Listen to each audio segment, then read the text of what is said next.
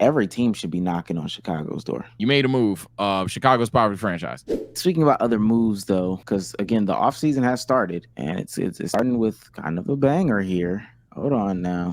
Now, this is an interesting move, ladies and gentlemen. Adrian Wojnarowski reports Sham's been mighty quiet.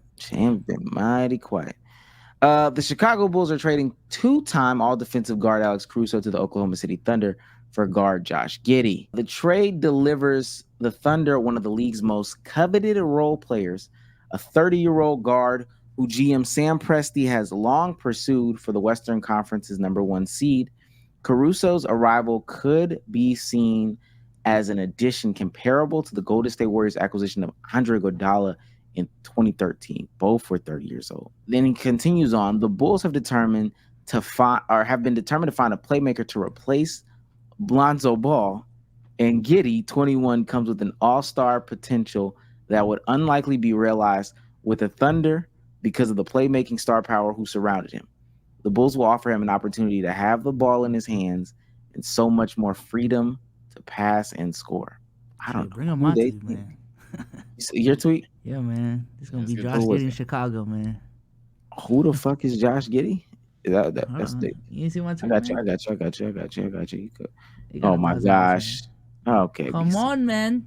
Josh Giddey with a green light. Vsauce tweets out, this is Josh Giddey with the green light next season. And you expect me to think that you don't dislike Luka Doncic so you're not on the winner's high. This is what I'm talking about, man. Something like he at some point, I'm seeing a dog waddle, quack, no bark, and he's telling me that he's still a dog. Man, Souls, what's up, bro? What is this? What's going on, bro? What's going on? I'm off the Luka super fan. No, let me say that. Okay. Yeah, okay. no. Let me tell you something. We're not changing out a password around here. Nah, that's fine. Nothing going on. Anyway, my passes are changing. Anyway, Luka fandom is crazy. All right, go ahead. Anywho, because this is ridiculous.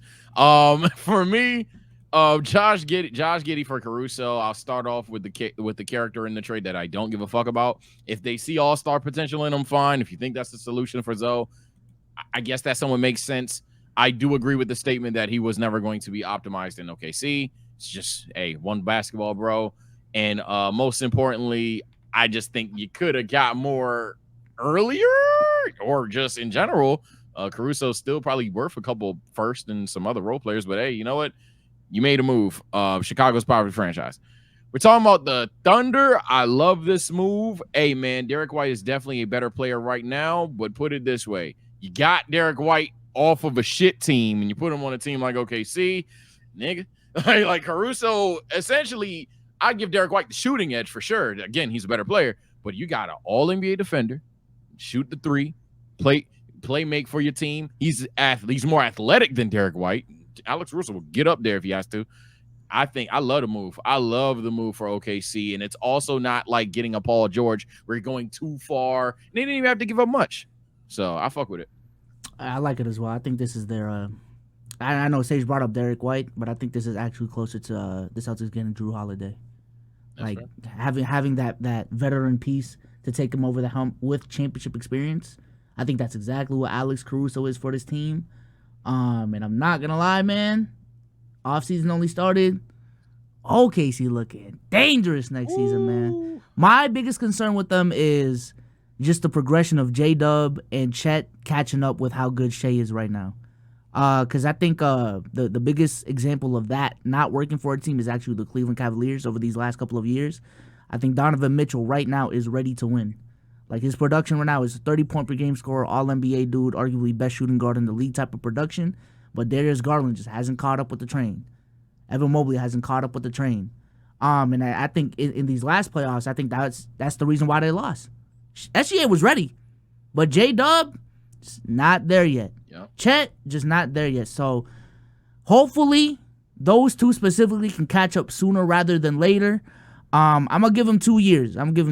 If they don't catch up next season to as much as they should be, I'm still going to look at them and say, yo, Chet's only in his second season in the league. J-Dub would be in his third. They're still like extremely young.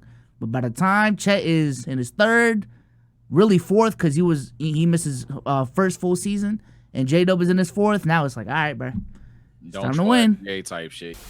Football offseason is ramping up tremendously. Trades after trades, signings after signings. Who will win next year? Who will succeed? Well, over at Prize Picks, you can succeed if you play daily fantasy. Let's take a look at Prize Picks. We've got some easy numbers here. We got CJ Stroud, my personal MVP, for 4,000 yards on the season. You can do the whole season? No, that's crazy. I'm learning something today, and I'm about to make a 30-minute drive. And then on the receiving side of things, we've had some moving and we've had some shaking, but I think one of the more guaranteed picks, Moore for $4.99.5. Make sure that you place those things early for the football season. I'm going to go ahead and I'm going to put some change on there. I'm a little scary, so I'm going to just put that for the long game right there. And I'm going to hit place entry. And it is just as simple as that on Prize Picks. And if you use code LKIB, you guys can get a 100% match on your first deposit of up to $100. Links to everything will be in the description down below. And shout out to Prize Picks for sponsoring this podcast.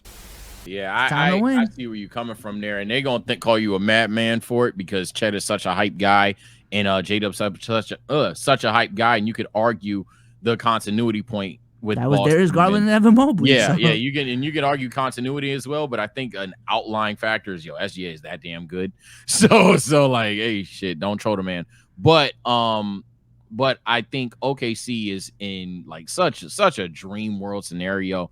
Unironically, a big man. I don't know if the Wizards have another one in them, but if they had like a Daniel Gafford kind of guy, I don't even think Gafford's fantastic, but like lively hypothetically, they just get a big man that people can been punch throwing around people in the Hartenstein. mouth. If they can get Hartenstein, bro, Ooh, they're broken. They're broken. Yeah, I feel like getting an adult on this team was important. yeah. They tried it with Hayward, it just didn't work out. An adult that didn't like minors. But I also, because to me, I didn't get from this to be excited about OKC. They were good. No, I'm not worried about that. Every team should be knocking on Chicago's door. Yeah. Every team. I think the writing on the wall is there for Levine for them. Because again, he would be another one who's like, you know what? Niggas don't really care about me. I'm bullshit. I'm not really like that. I'm Bradley Beal 2.0, just lighter skinned. Right. Probably should look at another place to be. Chicago. What's going on with Kobe White? What's going on with Patrick Williams? They should say no deal for Kobe, by the way. Well, hey, we need a ball handler, playmaker to play alongside Lonzo Ball. Yeah, when and if he gets healthy. All right, that's perfectly fine, gang. Thought it was in Kobe White. I guess it's not. Chicago. What's going on with Kobe White? He is a perfect guy. That guard that's just sitting behind, waiting to get a chance. They keep disrespecting. Okay, cool. Well, somebody needs to go grab a Kobe White, a Patrick Williams. Some of these guys need to just go ahead and come up off this team.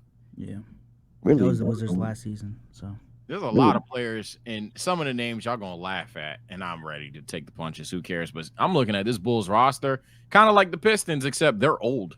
But like on a separate team in a proper role, a lot of these players I think would be good. DeMar DeRozan, Zach LaVine, Kobe White.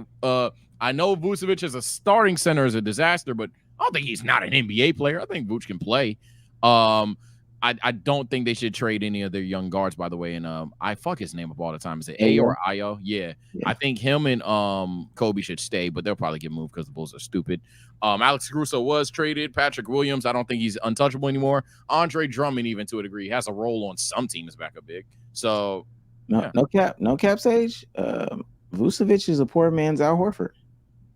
That's what real poor man's Al Horford, but yeah. That's what the streets have been saying. Oh, bro, poor man's Al Horford.